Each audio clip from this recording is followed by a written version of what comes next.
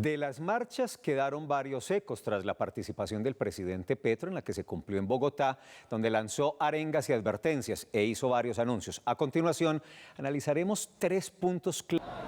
Este análisis lo vamos a hacer en compañía del decano de la Facultad de Derecho de la Universidad Santo Tomás, sede Medellín, el abogado constitucionalista, experto en Derecho Administrativo, Andrés Úsuga. Decano, bienvenido, buenas tardes y gracias por acompañarnos. Mire, al final de ese testimonio del presidente de la República, él habla, es un golpe contra la voluntad, y esa parece ser la tesis central, que el gobierno, que el Congreso mejor, no está respetando esa voluntad popular que lo llevó él a la presidencia. En esos términos, entonces, ¿cómo se plantea el futuro de esa relación gobierno-congreso, es decir, ejecutivo-legislativo? Felipe, muchas gracias por la invitación y a todos los televidentes también.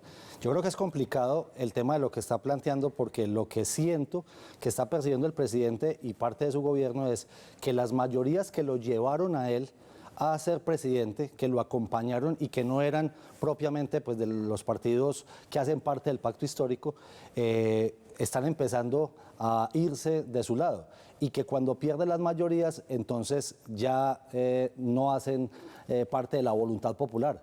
Hay una parte de la voluntad popular que sigue con él, y hay otra parte de la voluntad popular pues que se está yendo, y hay otra que nunca ha estado con él. Entonces creo que son palabras muy graves, creo que son afirmaciones. Lo del golpe es demasiado, aparte de eso, impreciso, porque ni siquiera es similar a lo que podría haber pasado en Perú, porque el tema del impeachment o del juicio político que se le hace a Pedro Castillo ni siquiera existe en la Constitución colombiana. Entonces creo que está un poco desfasado el presidente con eso. Decano, les propongo a todos que veamos un segundo testimonio que tiene que ver específicamente con la relación con los medios de comunicación. Nos sacaron unas encuestas mentirosas. Sepan que el gobierno sabe que las encuestas son mentirosas. Las encuestas de verdad nos dicen que aún somos la mayoría popular de Colombia. Sacaron esas mentiras porque hay una estrategia que debemos entender y confrontar. Quieren destruir el apoyo popular del gobierno para tener un gobierno solo.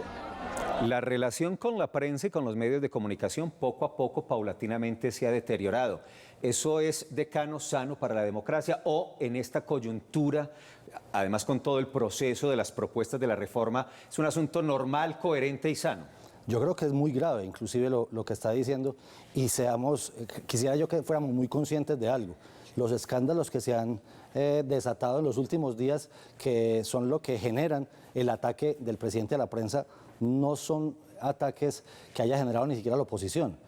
Pero entonces, como vienen de la prensa, lo que se supone que está diciendo el presidente es que mejor no hubieran salido los escándalos, o hubieran salido los escándalos de parte del propio gobierno, por parte del ex embajador Benedetti o por parte de la señora Laura Sarabia. Creo que no.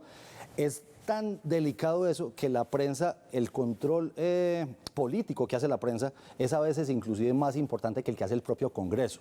Creo que si la prensa no está para hacer eso, entonces no sé cuál es la labor verdaderamente de la prensa, y no solamente aquí, en cualquier democracia del mundo. Cerremos, decano, con un tercer punto que es fundamental. El jefe del Estado llamó a sus electores a defenderlo y a defender sus reformas. Y en ese sentido habló además de hacer asambleas en los barrios, en los municipios, con la participación de la población. Veamos el testimonio.